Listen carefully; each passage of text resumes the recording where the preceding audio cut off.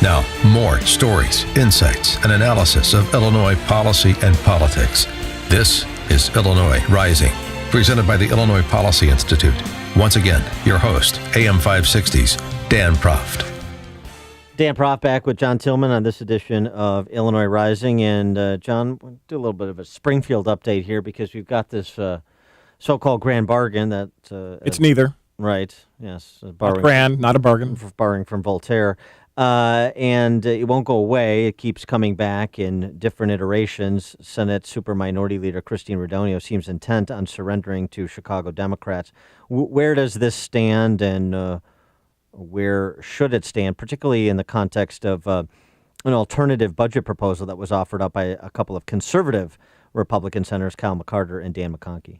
Well, first of all, McCarter and McConkey did great work. And I say that liberally because a lot of their proposal is based on the work of the Illinois Policy Institute. I see. So, I had to get that in there. Yeah. But actually, they have some of their own innovative ideas. It's a good blend of some thoughts that they had, and they've shown real leadership, I think, in putting a marker down. I think so that's kind of why I want to start there. One of the things that I think has been a mistake on the Republican side is not making the statement that, look, we don't think we need to cut people's pay by raising taxes. We think we're going to have $33 billion. We're going to put together a budget for $33 billion and let the Democrats make the argument that we want to cut people's pay. And so we're going to have to defend that $33 billion spend, which is what these two senators have done. And I think it's courageous and long overdue by people on the right. So that's, I think, a good step in the right direction. And the reason that opening came is because the grand bargain has fallen apart because some Republicans finally learned that this was actually a Democrat strategy to keep them in the superminority forever. And it just is amazing to me how it's so much like Lucy and the football, with Charlie Brown, and, you hold it there and hold it there and pull it away every time. And this was just another attempt at that. Keep them in the superminority forever, how? Because the Democrats' biggest fear is that there'll be a big tax hike and that they will own it because they have control of both chambers. They can pass anything they want. This idea that you need Republican votes to pass anything out of the House or the Senate is ridiculous, and that the Republicans have let that narrative develop and settle is a failure of strategy and communications. So what the Democrats understand is that they don't want to take the hit for the negative effect of a tax hike.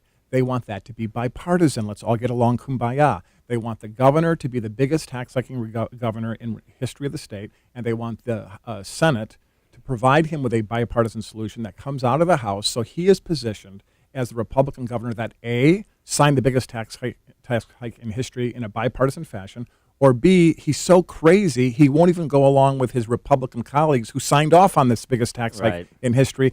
Either way, heads, I win, tails, you lose. Democrats now have inoculated themselves in terms of the policy choice and in terms of the election impact in 2018. Some Republicans finally seem to have gotten that message, which is why it's dying, if not dead. Well, that's right. So this is the bipartisanship that has Illinois the worst governed state in the worst financial condition in the Western Hemisphere. It's this idea that when you hear bipartisan agreement in Illinois coming out of the Springfield, coming out of the General Assembly, normally what that means is we've agreed to come together to rob a bank together. Right. But by the way, you're the bank. Yes, right. To be clear, so you're the bank. Somebody's going to be the stick-up man, and somebody's going to drive the getaway car. But that's what we've agreed to do, and but we did it bipartisan in a bipartisan fashion. Therefore, is by definition a good. So a friend of mine who is a wealthy philanthropist has a wife who likes to do these kind of fancy dinners for fundraising.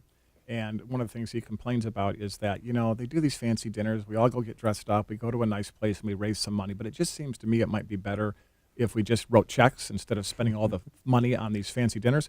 And his point is that sometimes people do things because it makes them feel good. This is what's going on in the Republicans that are advocating this grand bargain. They just want to do something. And it's an utter failure of leadership and recognition of the actual problem, the carnage that's going on in individual households.